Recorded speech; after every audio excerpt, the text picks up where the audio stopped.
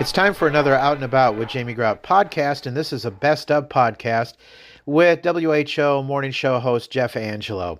Let me say from the onset that his views are not necessarily my views or those of the podcast. All right, now that we have that clear, I just want to say I've been working with him since the first of the year. This podcast was recorded only after 1 month of working with Jeff, and I've come to enjoy his quirky sense of humor, but sometimes with his opinions, I let him go in one ear and out the other. Basically, my job is that of an air traffic controller in a way for the morning show, where I bring in the news, weather, sports.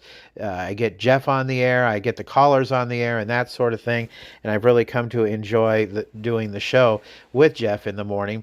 So I hope you enjoy this podcast. He's, of course, a very opinionated person, and he does a good job with the show. We talk about ratings. At the time this was recorded, WHO was a 7th place station, and it has moved up the 3rd place and then the 1st place. And so I think the listeners of the Des Moines area have come to really enjoy the morning show, and especially WHO radio and the changes that came about a couple years ago with the morning show. So please enjoy this podcast, and please visit our sponsors, the people who are supporting this podcast, including Ryan's Tire and Auto on First Avenue in Newton. I drive back and forth from Newton to Des Moines every morning, and I got to tell you, Ryan does a great job servicing my vehicle. He's done oil changes for me. He put in a new blower motor for my air conditioner, which is great this time of year when it's so hot and humid. And of course, he put in some new windshield wipers. We've seen so much rain this summer too. At Ryan's Tire and Auto on First Avenue, they take pride in delivering more than just tires and vehicle maintenance. They provide an unwavering commitment to great service every time. And I just want to say too that Ryan's has supported all kinds of great causes around the community, and he supported our podcasts from the Jasper County Fair also. We could not have done it without the help of these sponsors. So it's great to have the support of Ryan's Tire and Auto on First Avenue in Newton. Another great sponsor for us, Newton Clinic, and they just added a new provider in Newton Clinic. You want to stop in and say hi to Kinsey Heiser. They're excited to have her as the newest provider. Preventative care is one of the best ways to protect your long-term health. Annual exams, screenings, and checkups are needed, so make sure you catch those small issues before they become big ones. Call or text 641-2112 to schedule your visit at Newton Clinic today. And another big sponsor of ours, Advantage Credit Union. Good grades bring accolades. It's report card time again, and Advantage Credit Union is ready to reward your student for their scholastic efforts. Students K through 8 can earn up to $20 per semester by bringing their report card into Advantage Credit Union. We have a PhD in report card history and financial mathematics, so we'll reward your student for doing well in school. Simply be a member of Advantage Credit Union or open up an account for your child or grandchild with a $25 deposit, and we'll take care of the rest. See Credit Union for details. Member NCUA. It's time for another edition of Out and About with Jamie Grout, and I am excited to talk to the morning show host, and I guess I could call him a coworker, although he is above me here at WHO Radio, and that is Jeff Angelo. We're going to get to know Jeff Angelo today, and how would you describe your job at WHO, Jeff?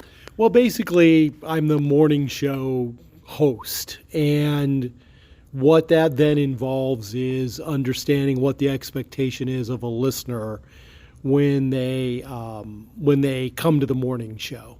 And so people wake up, their alarm goes off, and they come to WHO Radio to be informed. And what's important to their lives, what do they need to hear about that morning? And then once they've heard about those things, what do they think about them? And you have to be a person that is sort of the heads up the conversation, if you will, among the listeners. And so the job involves, of course, a whole host of research, constantly talking and interacting with Iowans, because the key to it all is in that at that small space of time, 5:30 to 9 each day. You have to distill it down to what do people actually want to hear about. There's a lot of news out there, but what's actually relevant to people? And what do they want to talk about? What do they think is the most relevant thing to their life? So my job is to distill that down to figure out exactly what's the most important thing that's going on in people's lives that morning. What do they need to know about? And then lead them in a conversation about it. All right, fantastic. People ask me about my job. Now, you tell me whether you think this is an accurate description or not. I tell them that I am like air traffic control for the morning show. You think that's right? Yeah. What happens on the air, and of course, when it comes off flawlessly, people don't know how it happened, but there's so many various elements to the show, and the morning show is the most hectic of the shows because, again, when you turn the radio on in the morning and you're just waking up to your world, you want to know everything that's going on. Now, that's not only conversation and news from me, but newscasts, sportscasts, traffic, other features, things like that. So, yeah, there has to be a person that is coordinating all of that, which is what you do. Yeah. My old boss, well, probably shouldn't call him old, although we're about the same age. He used to work at KMOX in St. Louis, which a station you're very familiar with because you grew up in St. Louis, and we'll get back to that in just a moment. And I said to him one time, I said, at WHO, they have a board op or producer who kind of blends everything together, the news, weather, sports, markets, traffic, guests, callers, and stuff. And he said, oh, well, at KMOX, they run their own board. Mm-hmm. And I mentioned that to Van Harden once because I get together with he and some other radio people once a month. And he said, oh, no, not at WHO. There are too many elements to put together because that's the truth. And it's kind of weird. Listeners do not know. I sit on one side of the glass, you sit on another side of the glass. The news person is 2 studios down. I can't see the news person. You can. Right. The traffic person is on a whole nother side of the 3rd floor. Yeah. And so it all comes in through the control board that I am running. And you and I talk back and forth quite a bit during the morning show too. Okay, let's go way back to St. Louis where you grew up. What were some of your radio influences when you were growing up in St. Louis? Well, it's pretty amazing because when you're talking about KMOX, you're talking about some of the more amazing announcers that got their start there. Jack Buck, of course, was there. Bob Costas got his start there. We had a guy named Jack Carney that was at one point thought to be a successor to Johnny Carson. Should Johnny Carson retire one day? Dan Deerdorf started his announcing career at KMOX. So those were influential guys. But then also in St. Louis, you had the top 40 DJs, like a guy named Young Bobby Day, who was fun to listen to and brought a lot of energy and fun to the show.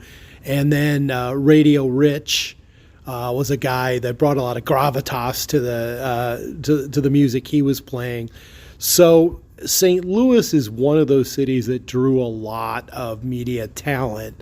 And if you really loved it, you loved listening to them, and you thought about doing what they do, you couldn't have had better influences on the air than those guys to really demonstrate for you on a daily basis what good, informative, and entertaining radio is all about.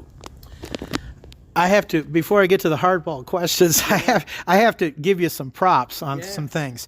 After having worked with you, has it been a month now? It's something like that. Yeah. It could have been 5 years. The props are that, first of all, I come in every morning and there's a rundown sheet of everything that you have prepped for. And boy, you are prepped. You're raring and ready to go every morning. And the other thing is how you run everything on time. I have a log that I have to fill out every morning, commercials and traffic and all this stuff, sports, and you just like clockwork, everything. And you've done this for a while, so you know the drill, you know how it goes. But even having worked in radio all this time, I know how hard it is to do that sometimes, and you do it like clockwork, and you do it just fine. So some props. But some things I have to ask you about, and being in radio, I have access to the 12 plus Nielsen ratings. Yeah. So I have to throw some hardball questions at you.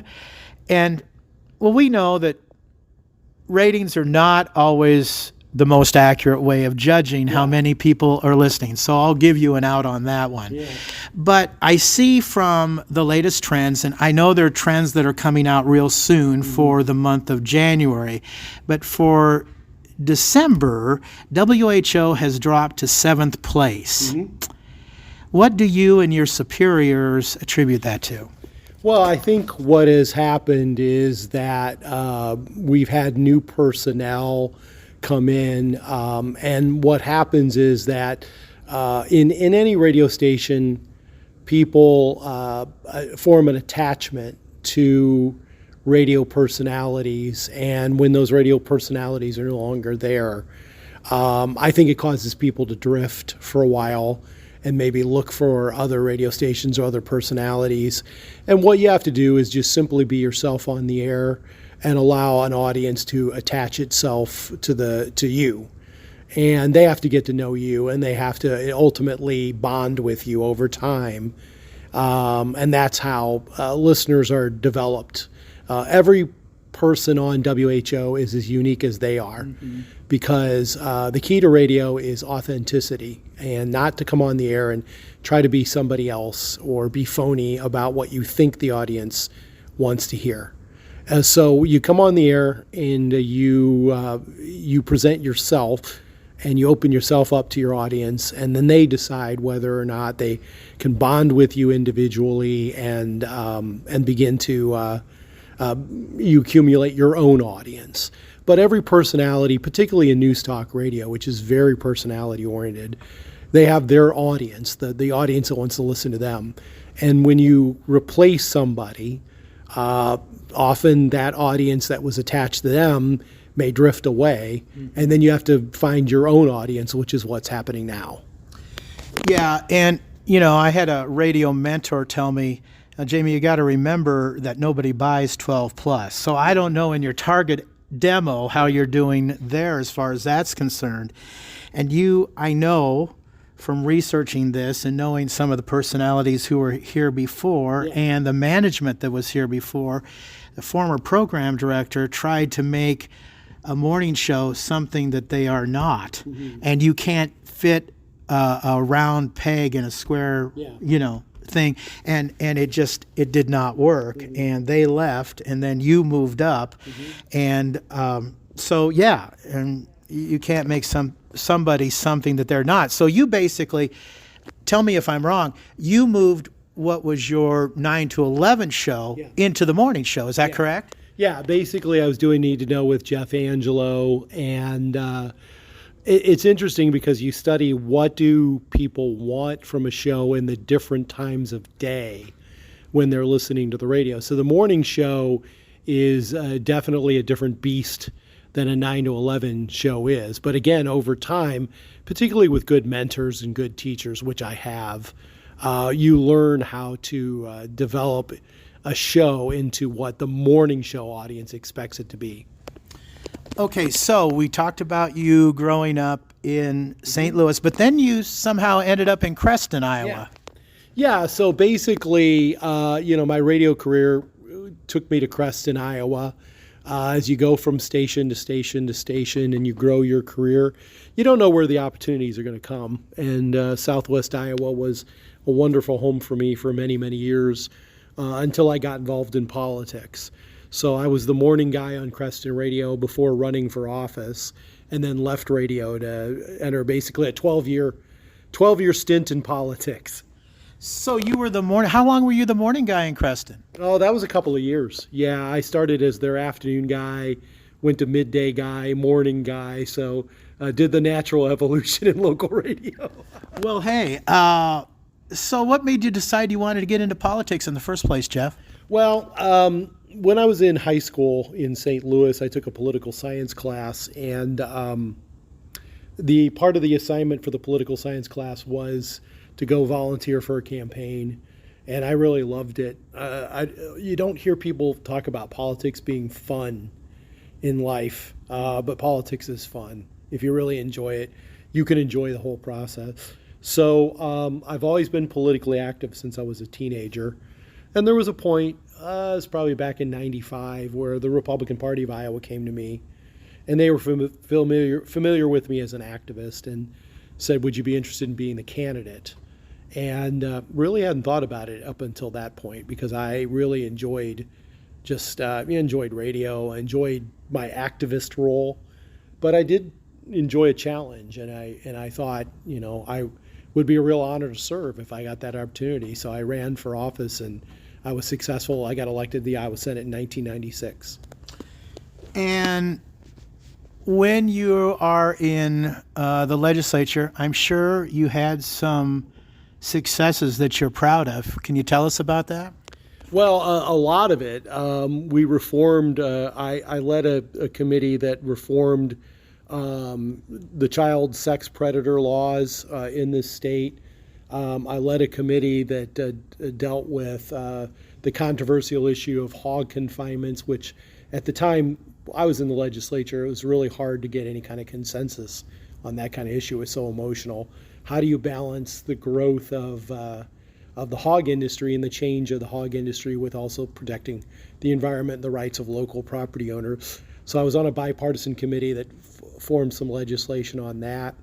I was honored to serve as I was appropriations chair for multiple years, in charge of the state budget for the Iowa Senate. That was a real honor to be given that responsibility. I also served as president pro tem, so I oversaw debate in the Senate.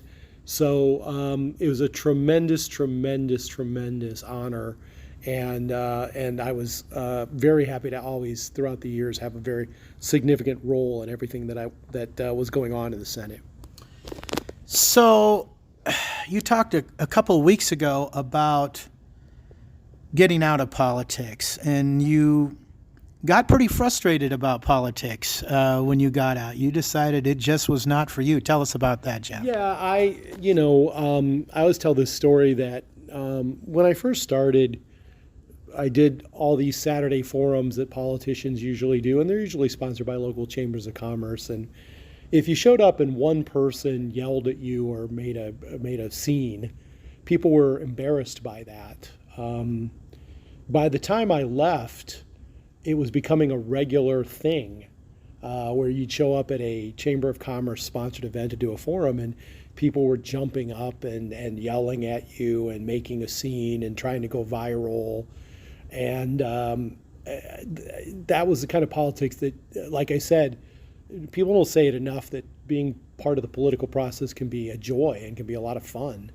And it just started to become such a stress and such a strain, and the lack of civility that was going on. That's not my personality. I can't get involved in these cutting debates where you try to put the other people down and try to come up with the sharpest insult, or you yell at people or what have you. So it really, the way that politics is being conducted sort of left me and my personality type.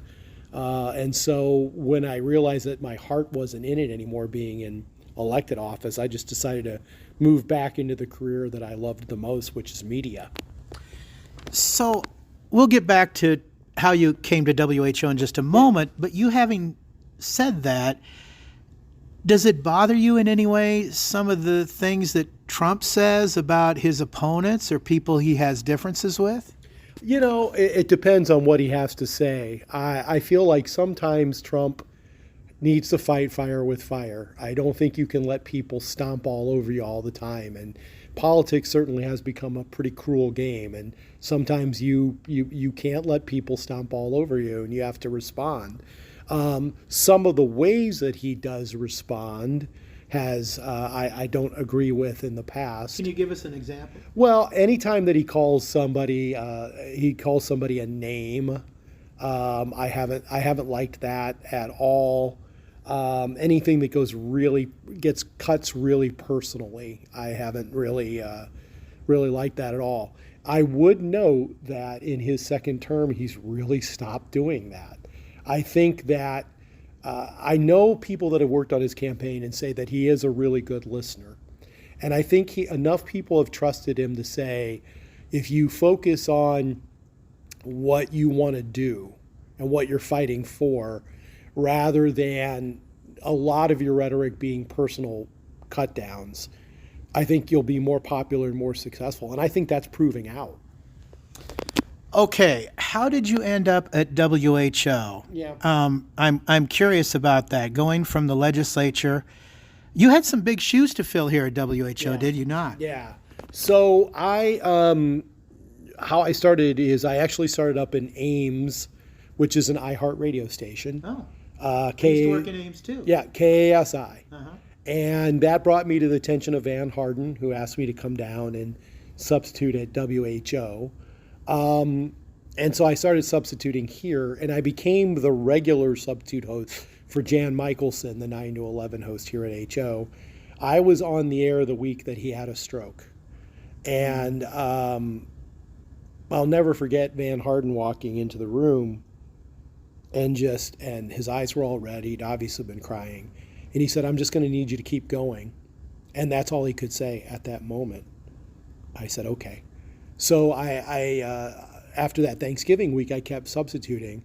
And it was a week after that Van actually could compose himself enough to tell me why he was asking me to just continually guest host for Jan Michelson, that Jan had had a major stroke. The plan all along was for Jan to rehab and come back. And I actually substitute hosted for him for 2 years. Wow. 2 years, because HO and the audience, was very faithful to Jan, and everybody wanted him to come back.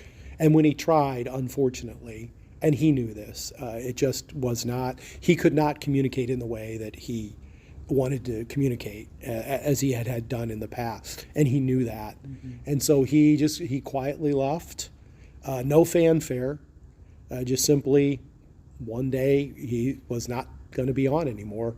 And that's when I took over permanently the 9 to 11 slot.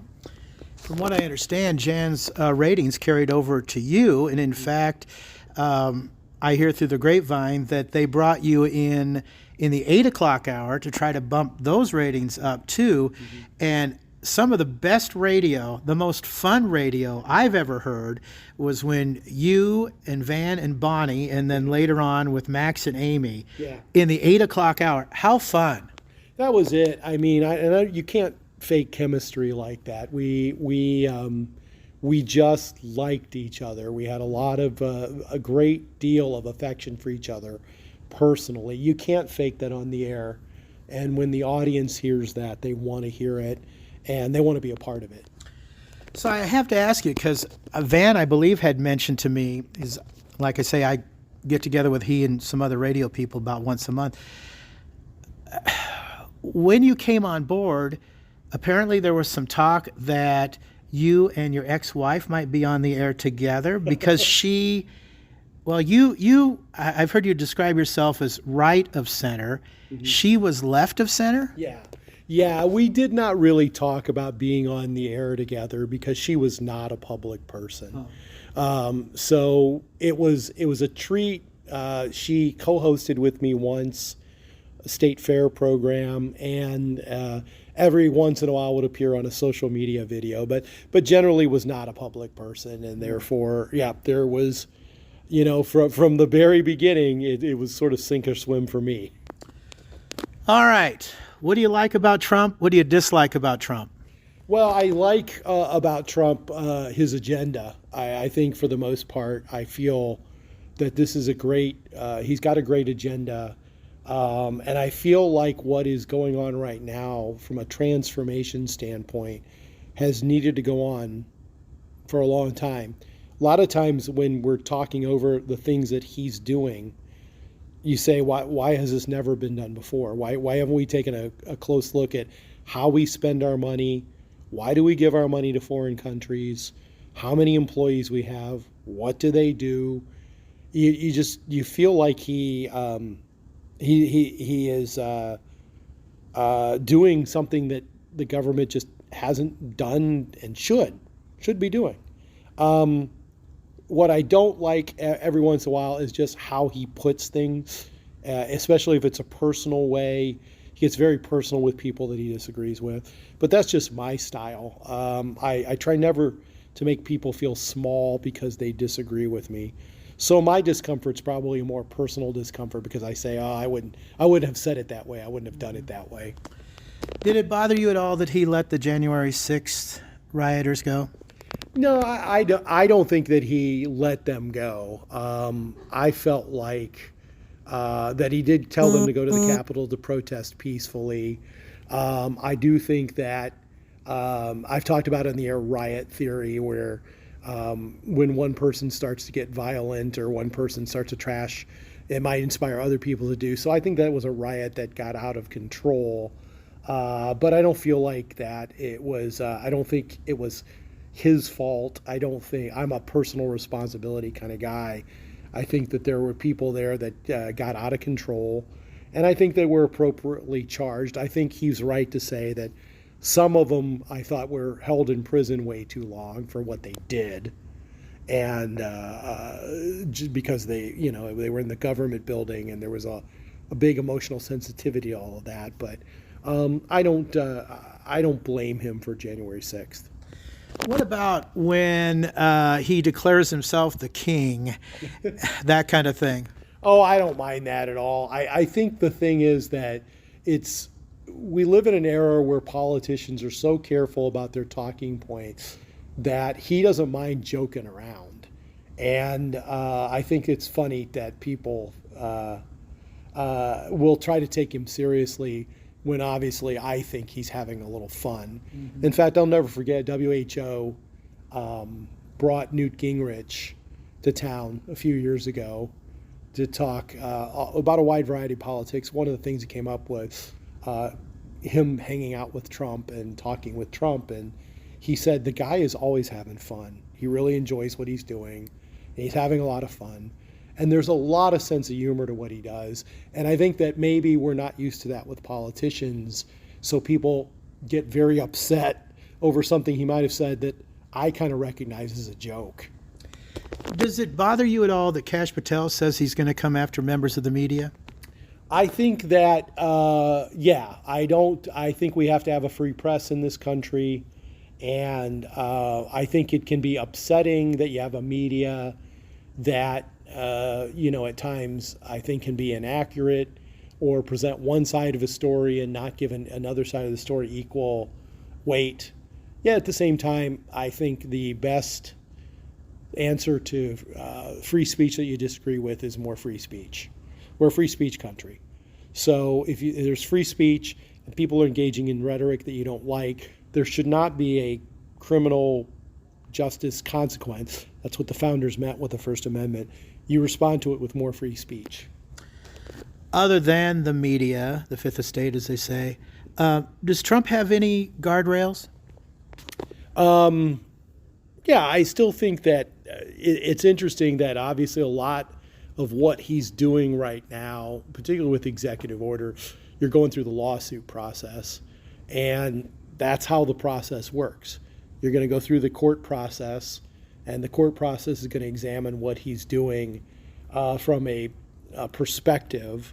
And I think a lot of it will go to the Supreme Court, and I have a great faith in the Supreme Court. I think there are folks that try to look at the Constitution and say this is what the founders intended when they wrote the Constitution, and those are the guardrails. And I do think that we do have a proper process. And I just had an attorney on the show a couple of weeks ago, and I was just asking about all of the lawsuits, and he said, Jeff, I think Trump's going to prevail in a lot of them. But he said, this is the process. You do have the right to address grievances in court and have a court rule, take a look at the Constitution, and decide what you can or cannot do. And I think that system works. I think the system remains in place. And I think that's the guardrail. And, of course, Trump has this tariff situation in mind. Yeah. And, one of the big reasons that he got elected was because of inflation. Mm-hmm. And how long do you think the American public will be patient and keep Trump being so popular before they start saying and pointing fingers at the president. I mean, the president gets the blame if gas prices are too high, if egg prices are too high, whether it is the president's fault or not. I think the next election. I think that... You're talking midterms? Yeah, 2026. I think at that point, the Democrats that are, they're eager to reclaim the majority in the House and the Senate, and that's where the process begins. I think their major case will be that prices have not gone down, the economy is not better because of Trump's leadership, and that's where the American people decide whether or not to hold him accountable.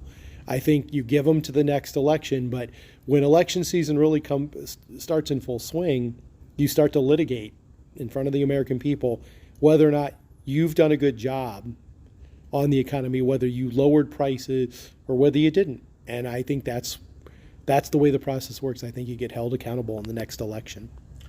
What are some of the other issues that you're passionate about, Jeff? I just I'm very interested in the immigration issue because my mom is from Germany, and I think that there is a process to go through to become a legal immigrant in this country, and that immigrants have a role to play. It is amazing to me that there has been an ideological bent in the past few years to say we don't really like immigration policy or law, therefore we allow it to be ignored. And I think one of the things that doesn't get said enough is, but what about the people like my mom who came through the process fairly and became a naturalized citizen of the United States back in 1976? Why are we saying it's absolutely okay for people to come into the country illegally and continue to avail themselves of the services of the country and get jobs here in the country when they have not followed the process the other immigrants have? Okay, I'm going to play devil's advocate here. Yeah. There are those that say if we ship those illegal immigrants out, it will hurt the economy. What do you say to that? I think that says something about our economy. That if we have actually knowingly built an economy based on illegal immigration these past few years, what have we been doing?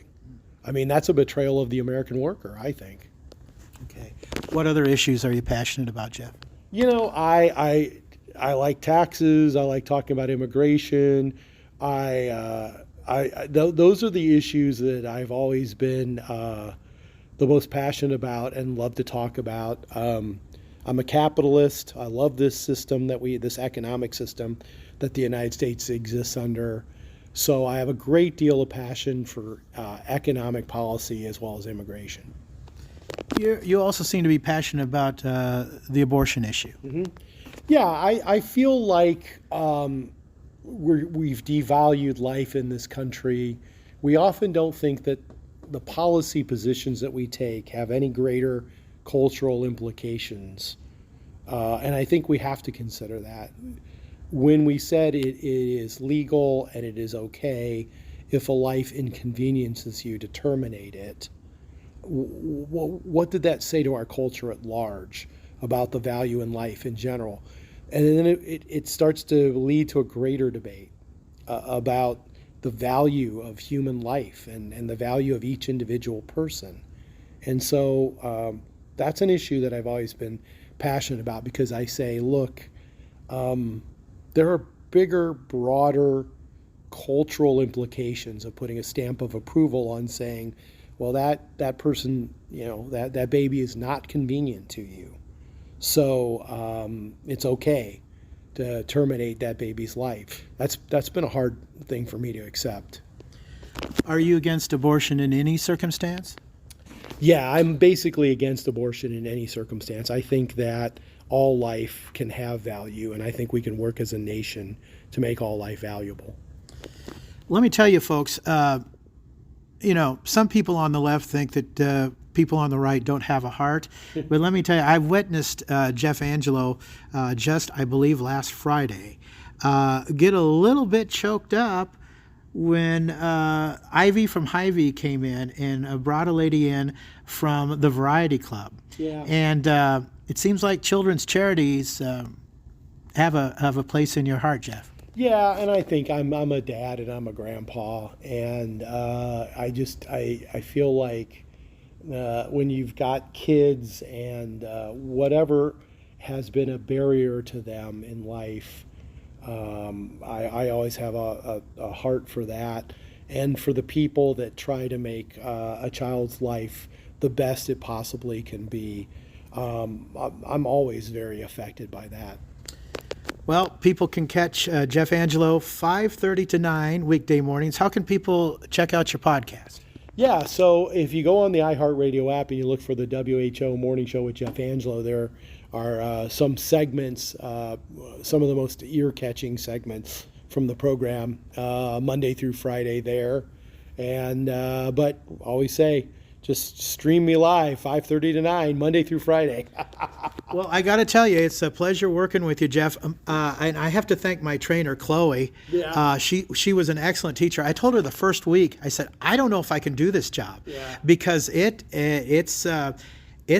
it's not easy. It really isn't, because it's kind of like a three-ring circus going on in there, and there's a lot of different moving parts to the job. Yeah. But now I think I have it down. How am I doing on this? Yeah, absolutely. I think you're getting it down. I mean, there is a lot of pieces and buttons. You just have to, over time, get it all down. Yeah, it works out pretty good now, and I had a few bumps in the road with. Now I'm doing Emery's show too. I'm working 6 hours every day, and occasionally I get a bathroom break in there. But no, it's great. Like I say, WHO to me is not just any other radio station. I tell people, and I don't say this facetiously, that it's the holy grail of radio in Iowa. So it's just an honor working here. So thank you for indulging me and letting me have this time with you, Jeff. And we're going to do a short video podcast here in just a couple moments. But check out Jeff Angelo. Get to know Jeff Angelo on 1040 WHO, News Radio 1040, weekday mornings. And that's going to wrap it up for this edition of Out and About with Jamie Grout. Until next time, Grout is out. See ya.